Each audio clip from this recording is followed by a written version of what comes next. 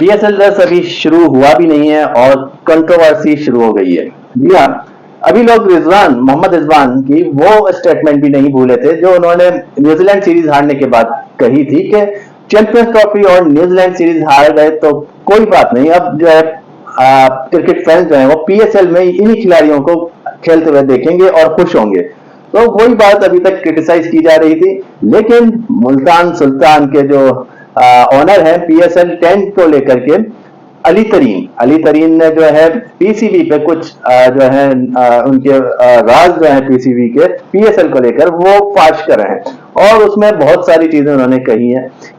वो कहते हैं कि पीसीबी जो है इस तरह का स्लोगन बिल्कुल भी ना लगाए कि PSL 10 gonna be biggest one of the PSL। Ali तरीन कहता है कि PSL 10 में ऐसा क्या चेंज होने जा रहा है कि पीसीबी इतना शोर मचाता है कि अब PSL 10 जो है वो सबसे डिफरेंट होगा, सबसे बड़ा होगा, सबसे अलग होगा।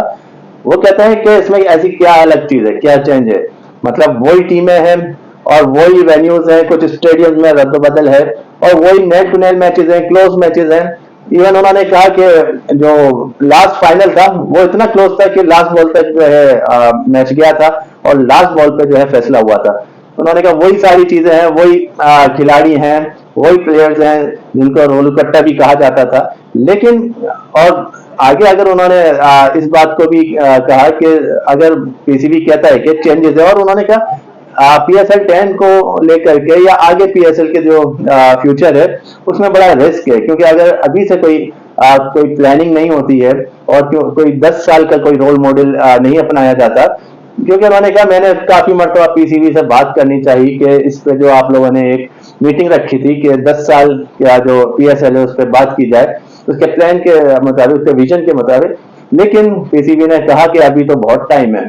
वैसे देखा जाए PSL में जो प्लेयर्स का इंतखाब होता है वो हर टीम की बी या सी टीम में से किया जाता है, मतलब जो अवेलेबल प्लेयर्स बचते हैं वो PSL के खाते में आ जाते हैं और जो उनके मेन प्लेयर्स होते हैं, की प्लेयर्स होते हैं, वो चले जाते हैं आईपीएल खेलने और जो अनसोल्ड प्लेयर्स होते हैं वो PSL के नसीब में आते हैं। जैसे इस दफा एक अच्छी चेंज आई है, डेविड वार्नर जो है कराची किंग्स को लीड कर रहे हैं और PSL का हिस्सा है, लेकिन वजह यही बनी कि वो अनसोल्ड रहे थे आईपीएल में, जिसकी वजह से वो PSL की जीनत बनने जा रहे हैं। लेकिन ये सारी बातें एक तरफ, चेंजेस तो आ रही हैं और चेंजेस हो रही हैं PSL 10 को लेकर के।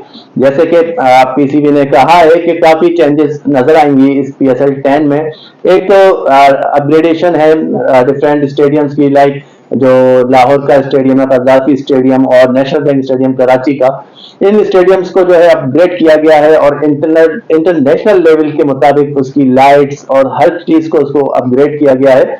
और इसी को आगे अगर देखा जाए डिफरेंट टेक्नोलॉजीज का इस्तेमाल किया जाएगा PSL 10 में, जैसा कि नो बॉल को जो है देखा जाएगा और DRS का इस्तेमाल होगा और जो लाइव अंपायर्स कम्युनिकेशन होती है उसको भी सुना जा सकेगा।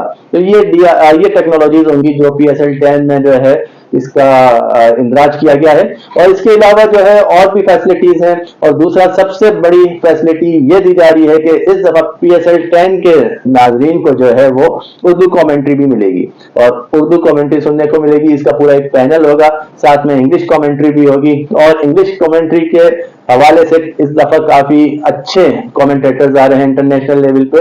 और वसीम अकरम जो स्विंग के सुल्तान है वो भी PSL का कमेंट्री को लेकर के डेब्यू करेंगे, फर्स्ट टाइम अपनी कमेंट्री करेंगे।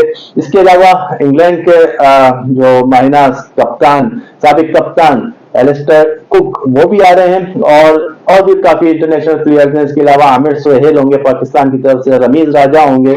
इसके अलावा ऑस्ट्रेलियन क्रिकेट की वुमेन स्टार पहली मर्तबा HBL PSL का हिस्सा बनेंगी और लीजा स्टाल्कर जो है वो PSL में कमेंट्री करेंगी।